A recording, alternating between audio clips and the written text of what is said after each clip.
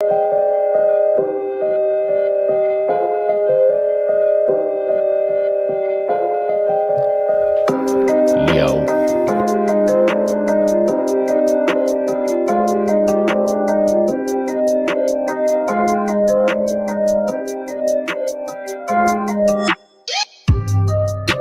So we're back again.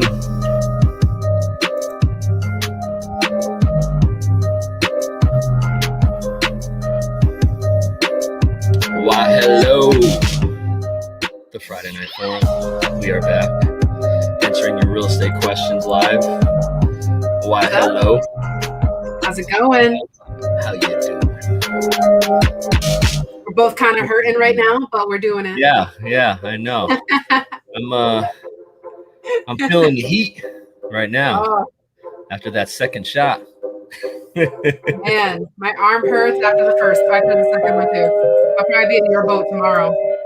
Yes, yeah, we'll see how I feel tomorrow. But today, while we are here, we can continue. We will struggle through it. And it's the Friday Night Forum. Today, we're actually answering all your real estate questions live, if you have any. We've got some market updates. We're going to talk about the buyer and seller profiles from the Massachusetts Association of Realtors. And yeah, just kind of take it from there. We're just gonna see how things go. We'll see how things go. Let's see how things go. All right, so let's start it off with Springfield. Boom. And then after that, we'll have, whoa, that's a flash and a half. Is that flashing when I brought it up? It did flash. It did flash. Let's try this one more time. Let's see here. Can we make it happen? The market doesn't want to be seen. Doesn't want to be seen. I know, that's what it is. The market don't want to be seen. Oh. Did you break it? I may have broken it. Uh-oh. It's a sign of things to come. I mean, I guess I'm not sure if people can see us at the moment, but my computer is kind of being a little frozen. And I can see us. We're right there. I see us fine. Right there. Right, hold on. Let's see if I can make this happen. We're going to troubleshoot this thing right now. Oh. Are the rates good right now? Oh, we got Alicia asking questions. April, we can see you. Well, you know, I might have to give up the controls to you because I can't do anything right now with the computer. What are you trying to do? I have a blank, like a white screen right now, and I can barely see anything on it. But let's see here. You know what? I have an idea, though. I do have an idea. Let's see if we can do this. All right, hold on here. I'm gonna. So while you're doing that, I'm gonna talk to the audience here. Go ahead. Talk about what you were telling me before. What was I telling you before? About the housing build shortage.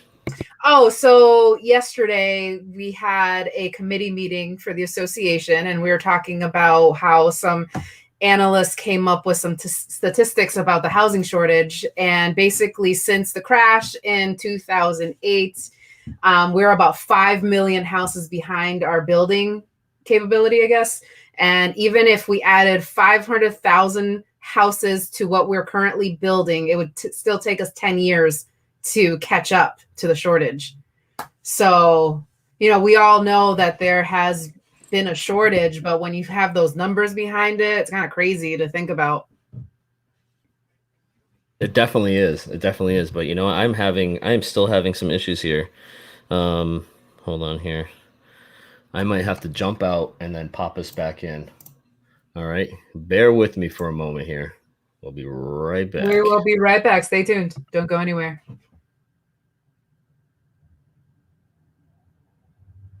We're still here.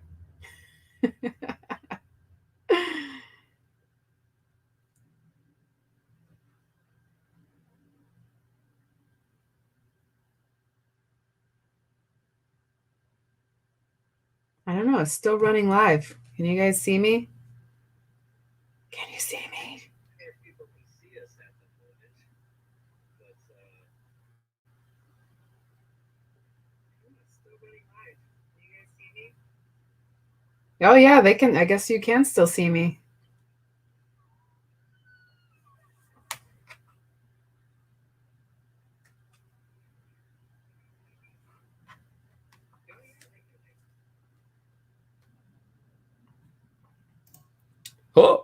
Oh, he's back. Hey. Now I got a different camera.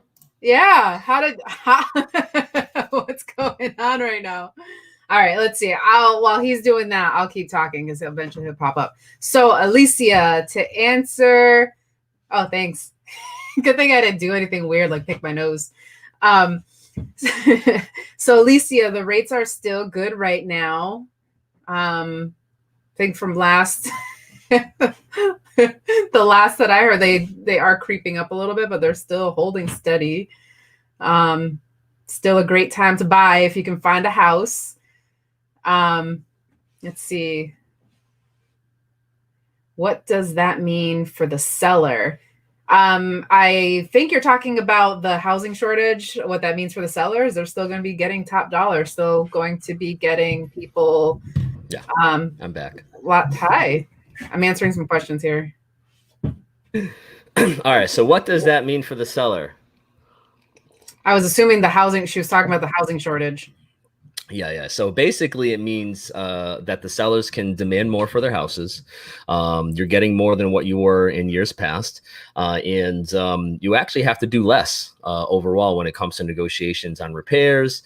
There are buyers competing basically for these houses so much that a lot of times they're not asking for closing costs, or at least the winning buyers aren't getting closing costs. Sometimes they are, asking or okay with doing an as-is sale, even though they are still doing inspections on the house. But it's not uncommon for a buyer to just do the inspection, as long as they don't find anything major, and they can go ahead and they of course, I'm watching this. It looks like it's going nuclear. It does. It really does. Yeah, it is. It is. It looks so much better with the other camera, but I don't know what happened there. So I'm turning this thing off actually. So was it a camera issue? I guess so. I don't know. I've got, I just switched to my older camera, but this will work just fine. Yes, it will. Like we always say, we are realtors. We're problem solvers. This is what we do. See, we adjust, we adapt. That's kind of how we roll. Yeah. Slightly concerned. Yeah. I'm slightly concerned. Slightly concerned as well. So I actually did lose some of the stuff that I had pulled up a few minutes ago, but I'm going to go ahead and pull that now. And one of the things that that I mentioned to you that could be a good topic for us today is, what if my house doesn't appraise? So we have a question right there. You said about 10 years ahead. We're actually 10 years behind the shortage. So it'll take a long time for us to catch up. And we talked about this last week, is how long do we think it's going to remain a seller's market? And I mean, we don't have a crystal ball, but for the foreseeable future, I mean, it's going to remain a seller's market. Even our national, our analyst there thinks the next 3 to 5 years, right? Yeah, he was saying anywhere from 2 to 5 years right now is the expectation. Actually, he just came out with another economic update. So we'll have to go through that and, see what the major changes. But it all comes down to supply and demand, right? Supply and demand. We've got so much demand going on right now that the amount of houses that are actually available, the existing home sales, just can't satisfy that. Now, let's see here. I've got... Hence our little skit there for sold. Yes, for sold. Houses are selling so fast that when you list them, you're listing them for sold. Yep. It's not helpful for me. Bam. All right. There we go. Back to where we started. I know we actually had Springfield a minute ago, but let's just go ahead with this is Massachusetts. All right. So the closed sales. So again, we're trying to show you that the demand is what's actually driving the market right now. It's not really the number of houses, it's the demand. And we've got 3,923 properties that sold in April in Massachusetts. It's an 11% increase from the year before. Okay. The median sales price is up 20% from the year before. We're at $529,000 for the median sales. Homes for sale. All right. So this is the available homes. Now, when we say, that there's not enough homes, that the inventory is low, that doesn't mean houses aren't coming on the market. So what this means is that houses are selling so fast that there's just not that many available, right? And so right now in April, there was 4103. That's a 60% reduction from last year. Okay, so again, inventory is way down. Now, the other interesting thing here, when we talk about, again, homes that are available down, right? New listings. You see this? Up. More houses are coming on the market. Again, we've got so many people buying that it's just eating it up. Chomp, chomp, chomp, chomp, chomp. Gone. Yep. Right. So this was some of the other stuff that I thought was pretty interesting. Again, this is some historical markers you can kind of see, through here month wise, how these numbers kind of change. Now, again, this is for April. We're looking at closed sales. Is up 11% versus last year. The median price is up 20%. Again, this is all in Massachusetts. We've got number of homes for sale is down 60%. Month supply is down to 0.8 month supply in all of Massachusetts. We've got final days on the market is down. Houses are selling 28 days in the average, right? I remember when I started, it was like 143 days was the average on the market. It's insane how much it's changed. It's ridiculous. Now. Yeah, it's ridiculous. And again, it just shows you the demand, right? Yeah. And we all say, oh, the inventory is low. There's not enough houses. The inventory is low. Yes, inventory is not low when you compare it to the number of houses that have come on the market. It's the same or more as years pass, but the buyers are just out there again, paying. Actually, I was reading an article today. Well, you've seen it. People going, 10%, 20%, over. Asking price on a property, and people were amazed. There was a buyer that had an accepted offer. It was a $1 million home. They went $300,000 over that asking price, $300,000, so 30% over. When you're looking at the overall price, 30%, I could see someone going 30% over on a $100,000 house. Yeah, totally. And even on a $200,000 house, because I've seen buyers, significantly go over on, in that price range. We have a good question. We have a good question there from Chris there. Yeah. So my wife works in the wood industry, building materials. With price spikes in goods, does that have an effect on building a home at the time? Yes, it does. So there are some new construction houses going, there are new construction going on, just not enough for what we really need. And part of that issue is the fact that the construction costs have actually gone up. Earlier this year, we were talking, there's a $25,000 difference just in the materials for the same exact house that you were going to build last year. And we're talking like a, 1,600 square foot house. This is not like a mansion that we're really talking about. And now this is only like a month later, they're saying like it's a $30,000 difference from what it was last year. It's just going up and up and up. It's just creeping its way up there. And people are paying it. Those new constructions are still chugging along there, right? And not to mention though how long it's taking for materials to get to a project. Somebody that went to get cabinets, they can't get them until late September. Even appliances, if you want some new appliances, you can't get them right away. You can't just go to the store and pick up, I think it was like an induction oven or something, but because they're on such back order because of everything going on, that it's just, you're just having to wait. Yeah, I actually had that issue last year on a house where they had to replace some windows, and it took a while, actually, to the point we were worried that we weren't going to be able to get the windows in time. We were going to have to extend the closing just because we were waiting on, this certain type of window that they were putting in the property. All right. Another question. So this was something else. Well, let's see here. So if people will pay the market ever changing, or is it just the way it will be now? So this is actually a conversation. We talked about this the other day about the shift? Yeah. Basically saying, right? So if there's a couple different ways you can look at this. You can basically say the price of houses they've always gone up. Historically over time. Yes, they do have those dips when they come down, but historically over time they've always gone up. And there's always those times where the whole entire market shifts up, right? Now, like, back in the 50s, houses were, less than $50,000. Now, do you think it's possible for that to ever happen again? No, probably not. I don't see that. No. So you have this bottom and the top, this floor, and that generally over, short periods of time, your market fluctuates in that, in those parameters, right? So you got your floor and your ceiling. So again, your market's going to go up and down within those parameters, but that whole, floor and ceiling can shift. Mm-hmm. And that's what we've seen, over and over the years. So we may not necessarily be seeing a situation where we're going up and then what goes up must come down. It's more than likely a situation where we're going up and then we're going to level off, and then we're going to be within that new normal, that new range, right? And we all know the cost of everything is going up, right? The cost of everything is going up. So there wouldn't be any reason why real estate, wouldn't necessarily be the same in that sense. Yeah, I'm getting a lot of people saying, it's not a good time to buy because house prices are inflated and it's not a good investment. And we've talked about it in the past that, you get to live in this investment. Like, there's no other investment that you can live in, first of all.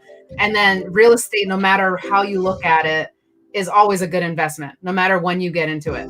And then when you think about it in terms of today, is people think they want to get into a house and then build this equity and be able to cash out later on. You have to think of it differently when you're trying to build wealth. And we talked about, I think our last time, is we're talking about generational wealth. So if you pay off your house, your family, your next generation is going to really reap the benefit, is really going to be able to build wealth. So these days we're so short-minded. We're so, we want it now. We want the investment to make us money now, and it doesn't work that way, especially in real estate. No, that's true. You shouldn't be buying a house as an investment. You should be buying a house as a home, place to live, because it's not necessarily a good investment in the short term. Now, in the long term, yes, there's tons and tons of value. And there's a difference between, investing in something and making money and investing in something and getting value out of it.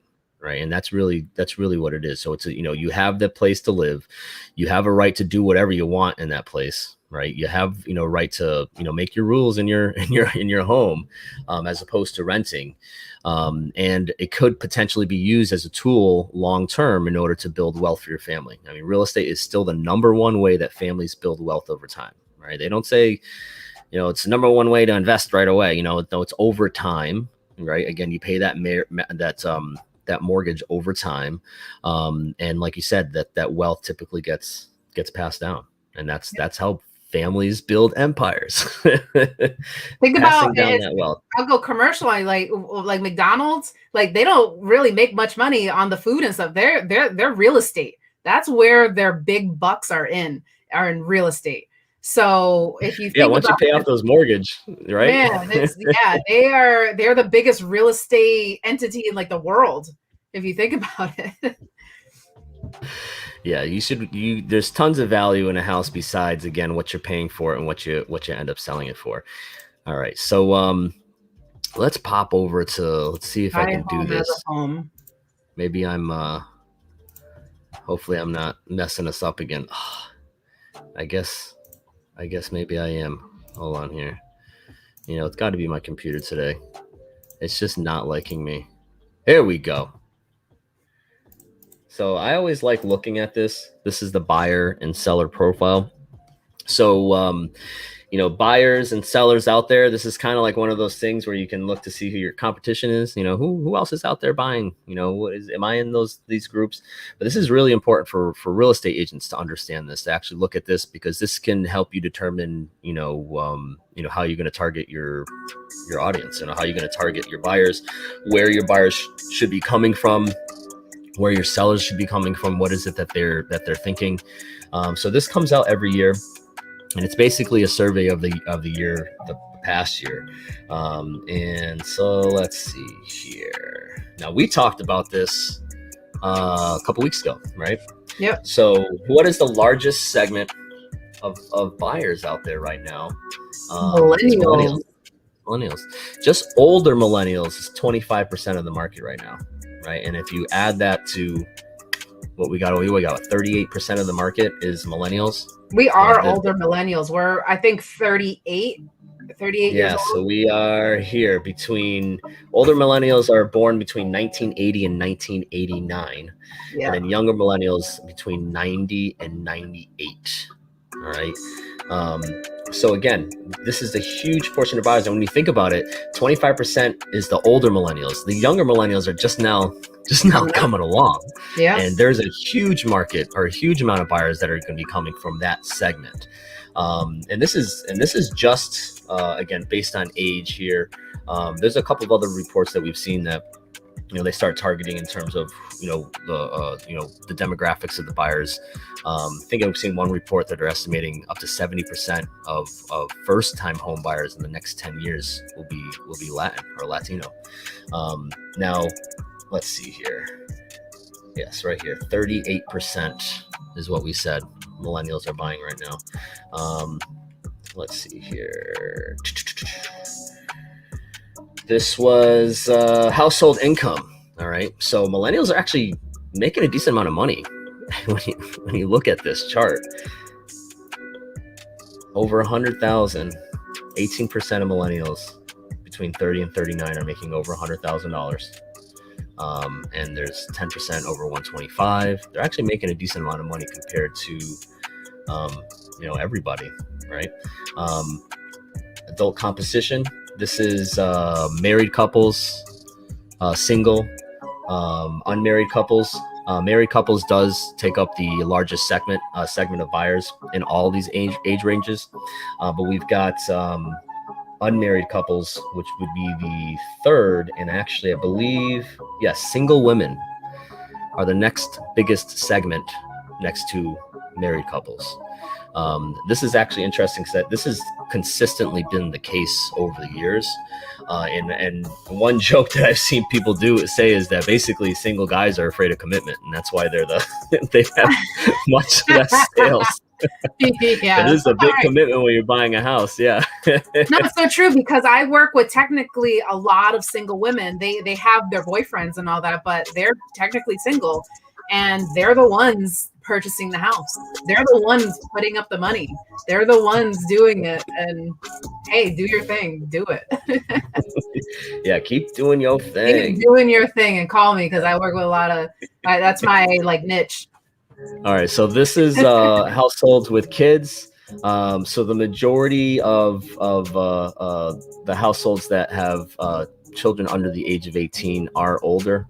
Obviously, we do have some younger groups, and 65% of buyers right now have people under the age of 18 living in their properties with them.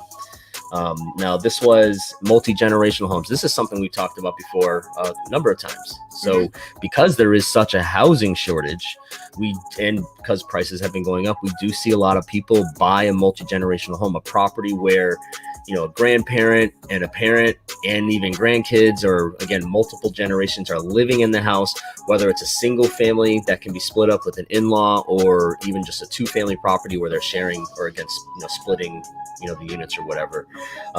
Now, 12% of all buyers purchase multi-generational homes, right? The majority of those were actually between 74 and 94. These are the reasons why they've actually purchased these properties. 28% of all buyers was because it was to take care of an aging parent. And when you look at the cost of, going to some sort of nursing care, at home care, isn't may not necessarily be off the table, right? Especially if you have that long-term wealth where they've paid off that mortgage, or you've had this property for a long period of time, right? And we're starting to see some legislation come out about being able to build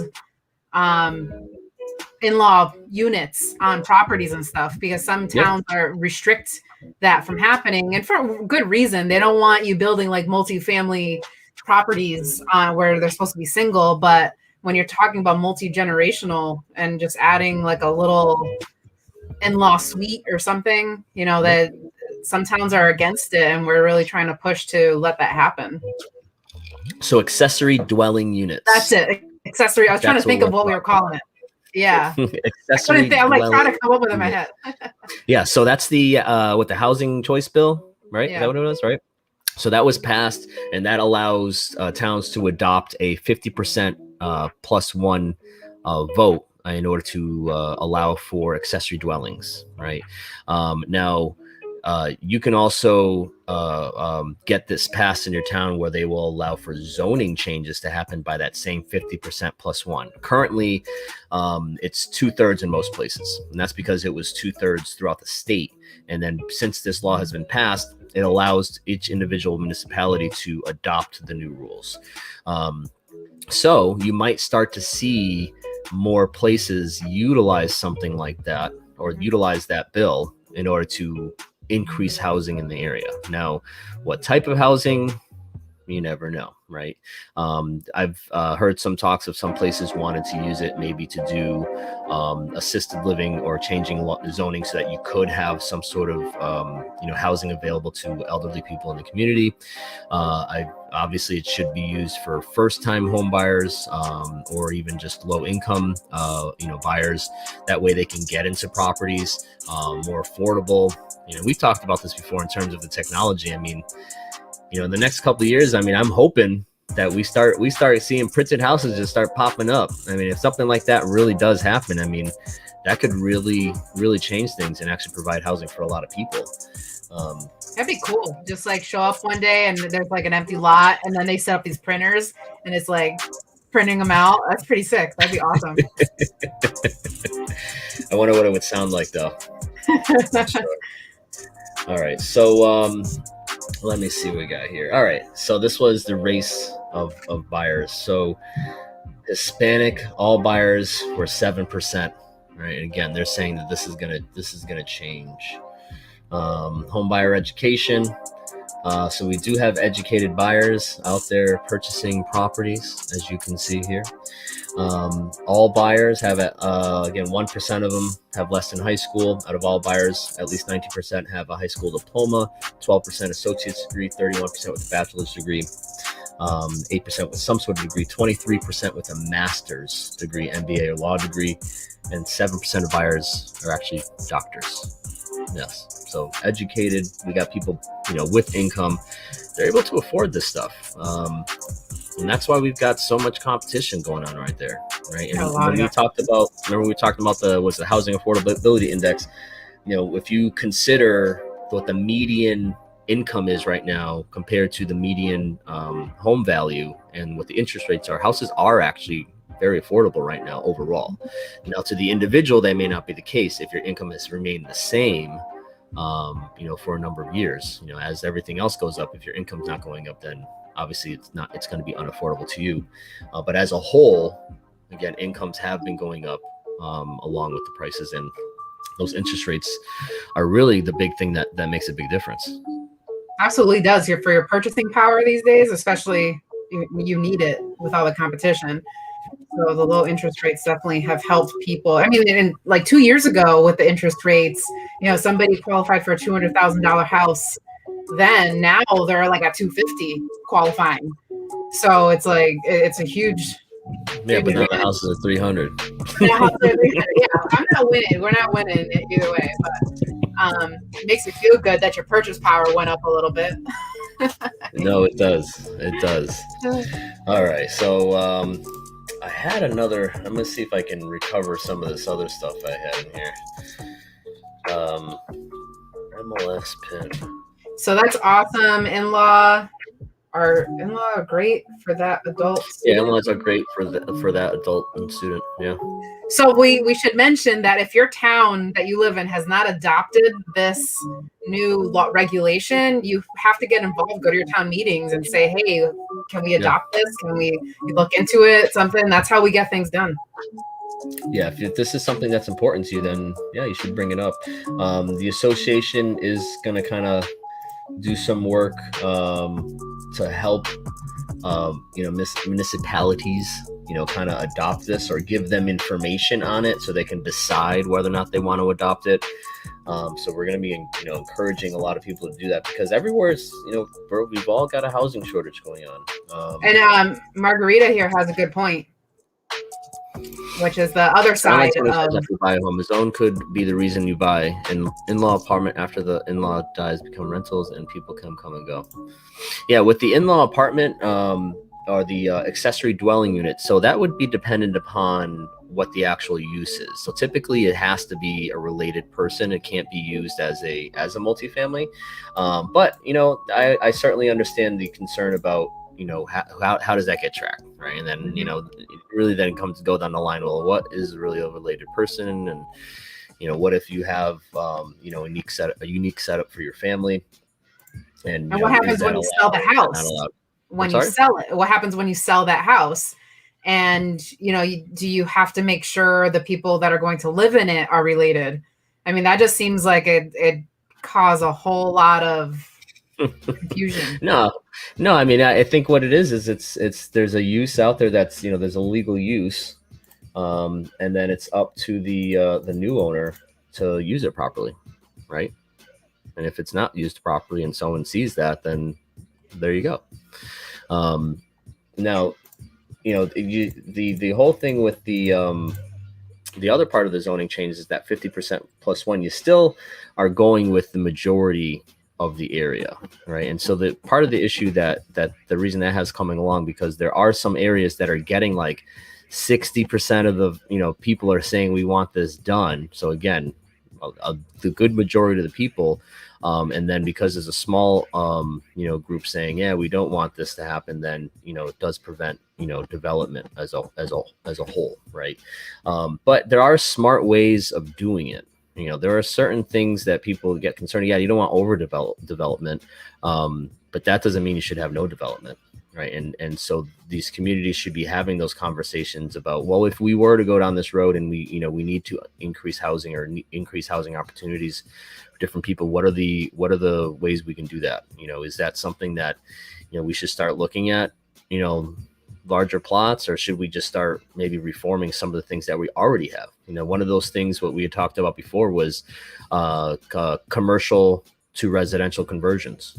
So that was something that would take a housing or zoning change, right? So where you would allow these commercial properties, warehouses or other developments that aren't necessarily being used as much, and then you can provide them with new life by converting them into residential, units, maybe a mix of different things. I know we've seen some warehouse, innovative things happening at some different places. So, I mean, you could start to see more stuff like that, where, it's kind of unique new ways of living. I think we haven't even begun to see how that's going to play out, because as companies are realizing they don't need offices, all these buildings are just going to sit there. So we're only seeing the beginning of these commercial properties being converted into residential. That's going to be interesting to see how that works, how that's going to play out. I can definitely see that. There's, I mean, I know there's a warehouse out in Wilbraham. I know that they were interested in doing some sort of residential units there at long term. There's a warehouse here in Munson that would kind of be cool, if that was converted. I know they've got commercial space in there, but there's, it's obviously it's going to cost money. But the first step is getting the idea out there and actually changing the zoning so that you can do it. Yeah. All right. So did we even talk about what to do if your house doesn't appraise? I know I mentioned it. My computer froze. We did not talk about it. All right. So what do you do if your house doesn't appraise? What would you recommend? Well, it depends. Or I guess the better question is, how do you defend against that appraisal before it happens to increase your chances it's gonna appraise? And then if it doesn't appraise, what are some of your options? So that all depends. And from my perspective, it depends on what you listed it for. And if you're going $100,000 over asking price like that, and it's not going to appraise, but you still get more than what you listed it for, are you really going to fight? I'm back to Did my you change your meeting. camera there? Yes, I did. Nice, you figured Makes it out. such a difference. Makes such a difference. So why would It your does. house not appraise? All right. So I know why. the appraisal has nothing to do with the purchase price on the property. All right. So the purchase price is essentially am I slowing down here? No, feel you're like good. I'm off here. It's your brain. You're tired. That's what it is. It's that second shot. Yeah, So I hear you. the purchase price is not the same as the appraisal. All right. So you got to keep in mind the purchase price is just whatever the buyer's offering. Now, if they're financing, they got to go to somebody else to say, hey, I'm buying this. Give me the money for it. Right now, that's the lender. Now, the lender's going to look at the situation and decide, just because they're offering that much on the house, what do I think it's worth? And what am I willing to lend on? All right. So I've seen many situations where a house, gets, bid up, there's multiple offers, but then it doesn't appraise because the comps are just not there. Right. Now that doesn't mean that the house isn't worth more. Right. So there's a difference between market value and an appraisal and even assessments, which, assessments, that's just a tool that towns use. So that's like the least accurate, right? Mm-hmm. The appraisal is what the lenders are willing to lend on, right? So what are they willing to go up to in terms of a loan? And now they're going to be, a little bit more conservative because, they're putting up all this money and they don't want to risk in being in a situation where you pay too much for the property, right? So they're protecting their own investment into this. The market value is what a buyer is actually willing to pay. Okay. Now, if you're dealing with a cash transaction, then that's really simple. Market value is, whatever the cash buyer is, there's no appraisal, and boom, you're done. Right. Now, if you're financing, again, you need that appraisal. Now that market value is going to end up being what it closes at. Mm-hmm. Right. Not necessarily what the buyer was willing to pay, right? Because the buyer was willing to pay $50,000 more, but the bank's only going to go $25,000 over the asking price. Then the market value ends up being what it closes out. Now, just because the house doesn't appraise doesn't mean you're not going to get more than the appraisal amount. Okay. Now there's a couple of things that you can do, or that can be possibly negotiated depending on the number of buyers that you have and how desired the house is. I've seen some situations where the buyers will make an offer and then add in there, basically an appraisal gap is what they call it. They're willing to pay up to X amount over an appraisal if it falls below the agreed purchase price. Right. Now, keep in mind, those buyers are going to have a mortgage contingency. So if they can't get the loan because it doesn't appraise, they can back out and get the deposit. So, it's nice to have these things kind of negotiated ahead of time. And if you're lucky enough to have a number of buyers that are making you're getting that many offers, and then you're actually seeing those appraisal gaps, you're going to consider not necessarily what the highest offer is, but what the best overall offer is. You could have a situation where somebody offers $100,000 more than the asking price, but if they're getting financing, is that even going to be realistic? Are they going to be able to get that loan? Right. And then you could have somebody offering $100,000 over the asking price and a buyer that's actually offering $50,000 over the asking price with a $10,000 appraisal gap is actually a better offer. Especially if you don't think the 100,000 is going to be realistic. And based on your, figures, you're like, oh, this thing maybe will go 20 over. So you're going to be short either way. And then at least you're going to, with the appraisal gap, you're going to get the appraisal plus whatever it is that they're willing to pay over that appraisal gap. Now, again, you have to be lucky enough to have that number of buyers and that number of offers where some of those things actually start coming out. Now, I've seen situations where there's, 20, 30 offers on a house and nobody's willing to pay over an appraisal. I've also seen situations where there's 5 or 6 offers and there's multiple people offering to pay over that appraisal. Every situation is going to be different. And, that's why it's going to be very important to have your agents, to guide you along the way so that you can actually understand, the differences between some of these offers. Again, sometimes the highest offer is not the best offer. I mean, do you agree with that? Oh, I absolutely agree with that. I've actually I've known some agents that had they offered less, but their contingencies were better. Yeah. So they got the offer accepted. So it's not always about the money at all. Yeah, no, it's true. If you have a couple of offers and, let's say, even though they're doing an inspection, you get that sore arm, right?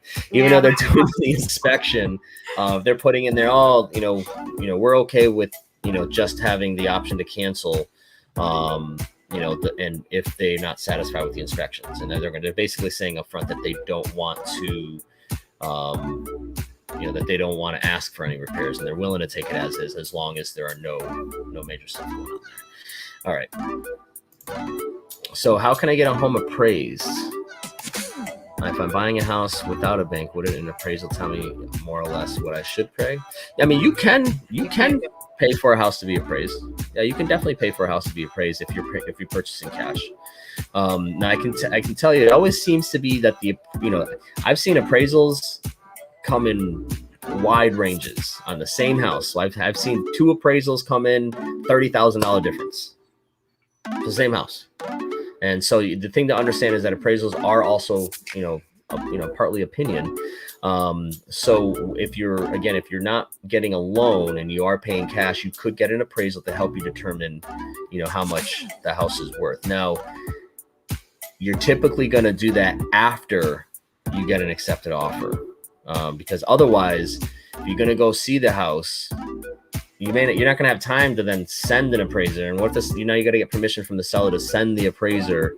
So I've seen cash offers with appraisals, but typically you get the accepted offer and there's an appraisal contingency in the offer that basically says, I'm offering this amount, but this is subject to me getting an appraisal to determine that the house is worth at least that much, right? And if you get an appraisal that comes back and says it's not worth that much, you have the option to cancel the transaction at that point, or try to renegotiate, right? Now, the benefit of paying cash is that typically there's no appraisal, or the benefit to the seller, I should say, right, is that typically there's no appraisal.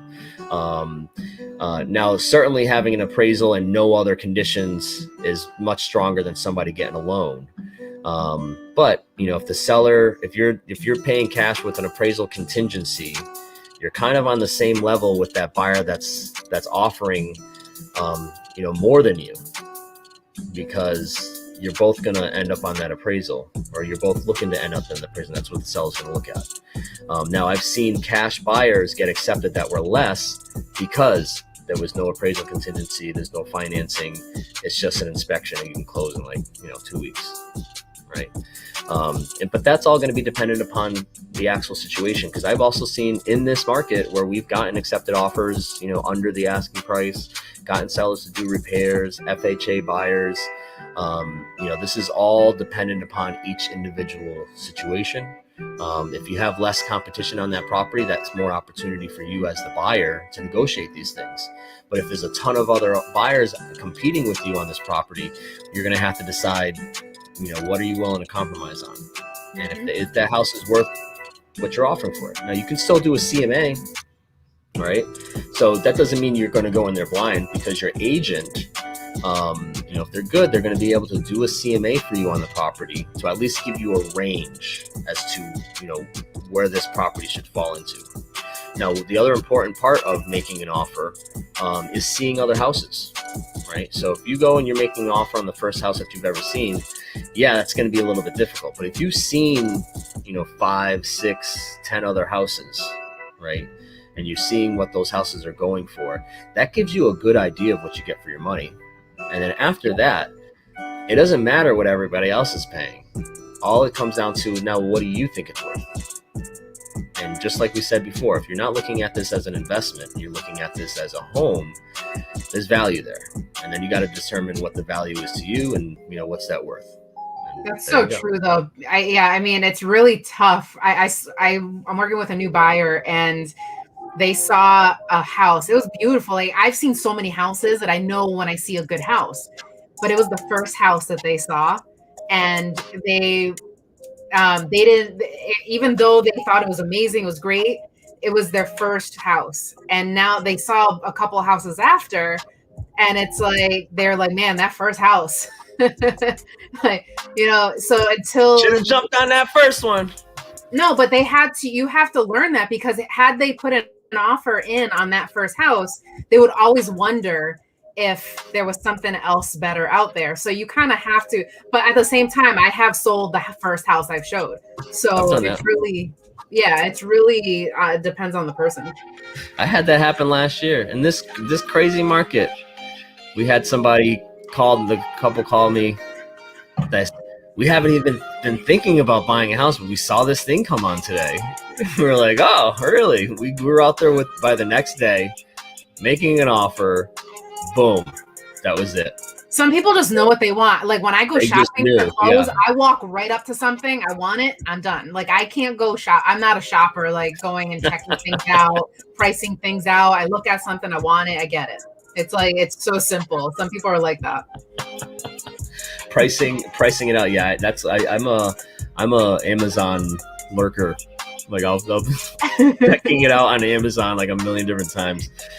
I am not like that, because to me, it's like the price difference that you get in savings is not worth the time to me. Oh, it's not even about savings though. It's not even really about saving. It's just like, I can't just be like, oh, boom, I'm gonna buy this. Like I gotta look at it like a million times. Be like, okay, I'm gonna buy it. Well, if it's a lot of money, I'm gonna think twice. I'm gonna be like, do I really need it? But when I know I'm going out for like sneakers, I'm gonna go buy some sneakers. I need them. I walk in there, be like, I like those on my feet, and I'm done. Like I'm that simple. There you go. That is something I have not bought online lately, is shoes. I bought clothes though. Got my hat online. There you go. Nice. Nice. All right. So hold on here. Oh yes. So we're back to appraisals. Yes. So again, there's some things you can actually do ahead of time, and your agent can do to kind of defend and increase your chances that your property is actually going to appraise. So it's important to provide as much information as you can to the appraiser, right? And just like when you put your house on the market, you can stage your house for an appraisal that can, increase the, just the overall feeling, the perception that the appraiser is getting. Not that it should make a difference. But I'm sure it can, just that little vibe you get, being friendly to the appraiser. I suggest that, when you're meeting with an appraisal or appraiser, you can ask if they have comps. You can provide some comps if you'd like. You can also tell them how many offers you had. If you had 30 offers on a property, and you can show the appraiser, like, we had a ton of activity on this, that's going to hold some weight. They're allowed to make adjustments. And again, there's opinion involved. So if they really have to justify, pushing the price on this or going up a little bit higher, having information like that in terms of how many offers you had and how strong the offers were is going to be helpful. Also, knowing what other properties are under contract for. Right now, this is a tough one sometimes to find out, but if you can find out, what another property is actually under contract for, you should provide that information to the appraiser. Now they're looking for closed sales in order to determine, the appraisal value. But if they see something that's, under contract and close to closing, you could potentially have it ready so that could be a comp as long as it's closed, prior to the sale happening, right? Cleaning the house, obviously getting it ready. You can do all those things. I have something to add to this. What are you gonna add? Making sure that your listing agent is a very nice, friendly person. You don't want a salty agent talking to the appraiser. You don't want it, because they can mess your day up. So make sure you have a nice, friendly, like, they joke around, they have some fun, because that, like Elias said, is a lot of the appraiser is opinion and subjective, and they have the power to shift things around a little bit. So make sure they do. Yeah, your agent. I can tell you, salty. I've always, been a fan of just trying to be as nice as possible. Yes. You would Because think. again, if your job is to guide everybody through this and increase the chances of success. Yep. Right. And if that means being nice to somebody that's part of the transaction, then that's your job. Right.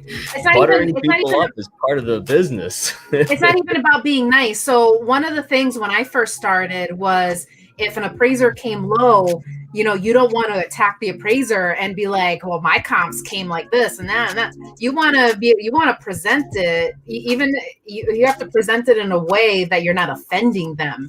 Even if you're nice, you can offend somebody. So you have to know how to present things in order to get a positive outcome. Yeah, no, certainly. It's all important. This is a people business. It's all about relationships, not just with you and your clients, but the other people in the industry that you come across every day. And that's why it's important to have people that you work with consistently, attorneys, lenders, home inspectors that you're familiar with, so that you can know who you're trusting to work with. Because if you can do your job as well as you can do your job, right? And if everyone else or someone else doesn't do their job, you're not getting paid. That's true. And more importantly, your client's out of the house, either out of a purchase or who's losing the buyer on their sale. So, it's really important.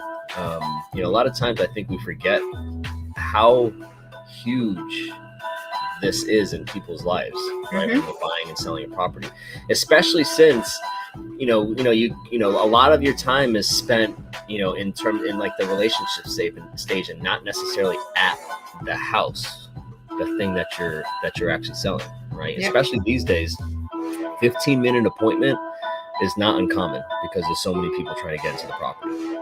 So think about it, you got 15 minutes to get through that property, right? And then most of your job is outside of that. Yeah, you go back for a home inspection. So yeah, you're in there for a couple hours.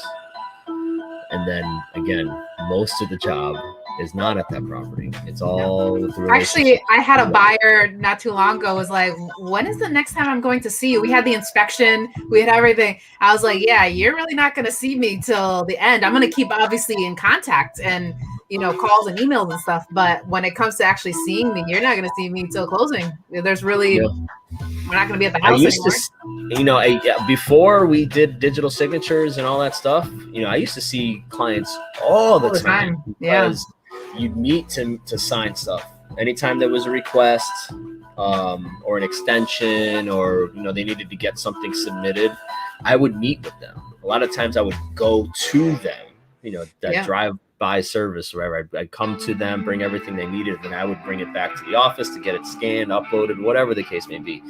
But because of technology, yes, it is amazing because I can do way more now than I used to be able to do, just because somebody can go.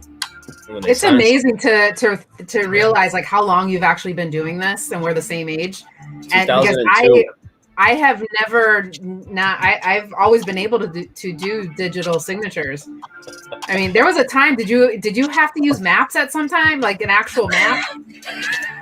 Hold on.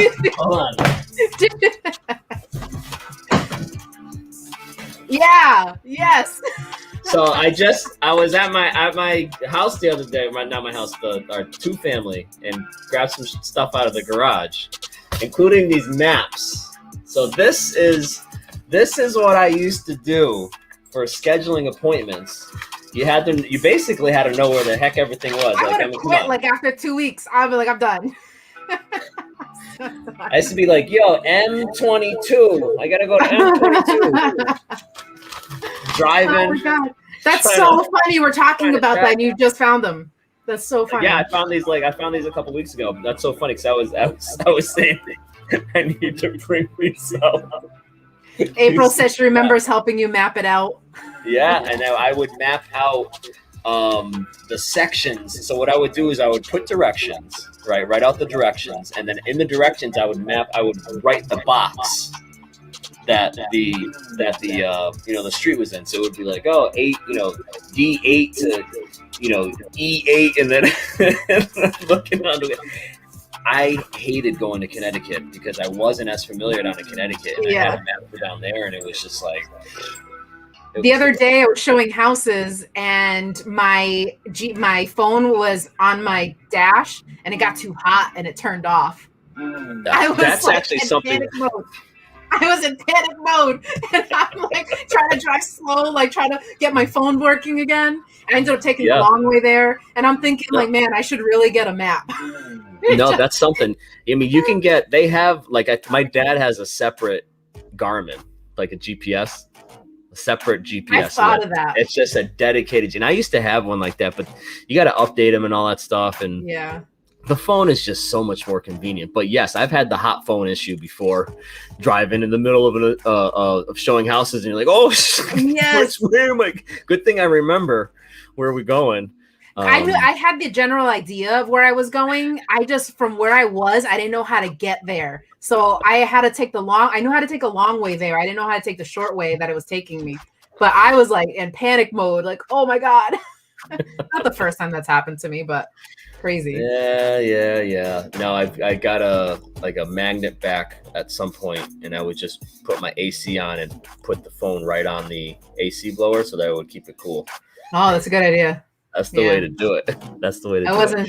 I wasn't thinking. It was like 5 at night, like, or it's still bright and hot, but I didn't think that was gonna happen to me. It's like 100 degrees outside. It's like 5 at night. All right. We've almost gone an hour. Do you wanna do anything else, or what do you think?